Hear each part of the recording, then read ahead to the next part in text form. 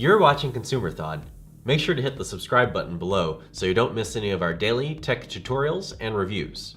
Today, I'm going to be reviewing the Samsung Gear Fit. Now I know you might be thinking, hey, this product is 2 years old. Why are you doing a review now?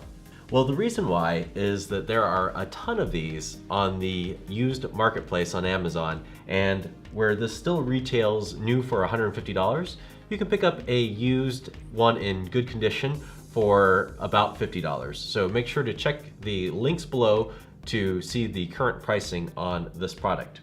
What has changed since this product initially came out is that you no longer have to have a Samsung phone to use the product. Now, the best experience is going to be on the Samsung, but there has been somebody who hacked a solution out with a app on the Android Play Store called OpenFit, and make sure to check out my other video on setting that up as well as the unboxing of this Samsung Gear Fit. But in this video, I'm going to show the functionality of this kind of hacked together solution. So it's not as good as if you had a Samsung phone, but it is still pretty good for what you're paying for and what you're getting. So I'm just going to walk through some of the features here.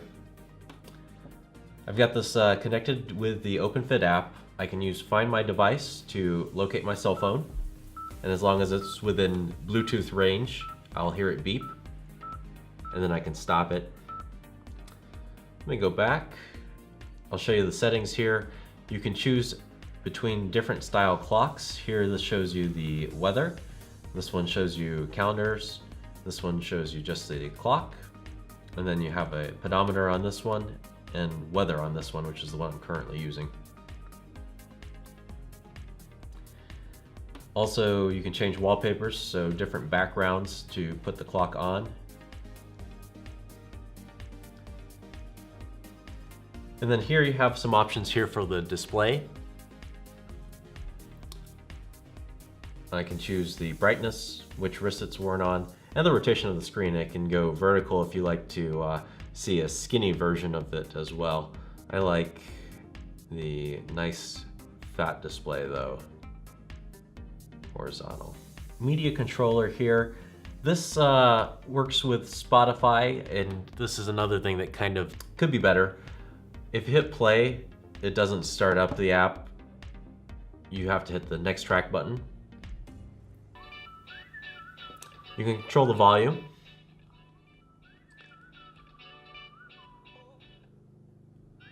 And then hitting the center mutes it. You'll note that you can hit pause and it'll pause the music, but when you hit play, it doesn't restart it again. So your only option is to go to the next song.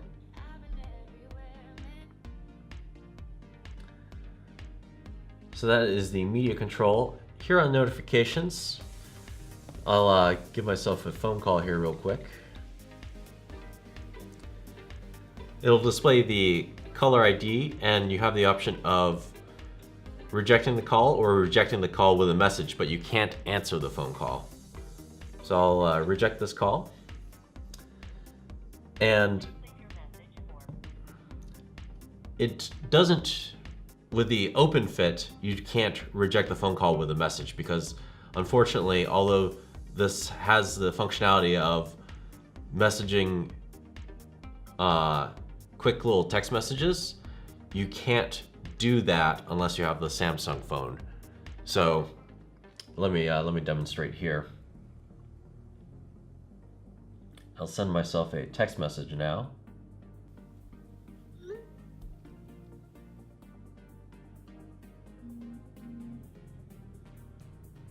And I can tap on that to read it. And if I hit show on device, it's not going to open it because it's not the Samsung native software, so it doesn't work that way. Let's see also what I can do. I can hit quick reply, and I can choose one of these replies, but again, it's not going to send it. Okay. So that's the notifications, and admittedly, you'd probably do better with the Samsung phone on some of these notifications functionalities, but you do get to see the name as well as the person calling when they do call. On the other side here, you've got a heart rate monitor. I can hit start there and it'll measure my heart rate. It says 60 beats per minute. Also, I can see a history of the previous times I've measured my heart rate. It's not always on, but you do get a pretty large battery life with this device, somewhere between 2 to 4 days. Hitting the exercise button, you can set up a run, walk, cycling, or hike, and also you can see your exercise history here. It'll show my run from yesterday, average speed, maximum speed, average pace, max pace, average heart rate, and max heart rate. And then you've got a little pedometer here, which you can just hit start and see how many steps you're doing. Next is the sleep function, and you just hit start and it'll show you how much you're motionless. For instance, last night I slept for 9 hours and I was motionless for 74% of the time. The stopwatch, you can reset this here. If you hit start, you can do laps. And once you hit pause,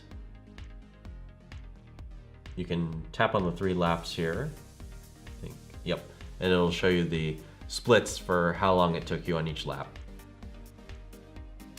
And then the timer is pretty basic. You've got a timer that goes as high as 99 minutes.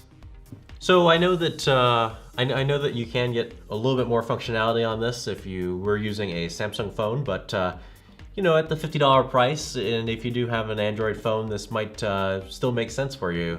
So that's why I wanted to do the review today of the Gear Fit using the OpenFit app on the Android Play Store. If you have any questions or comments, please leave them in the space below, and thanks for watching Consumerthon.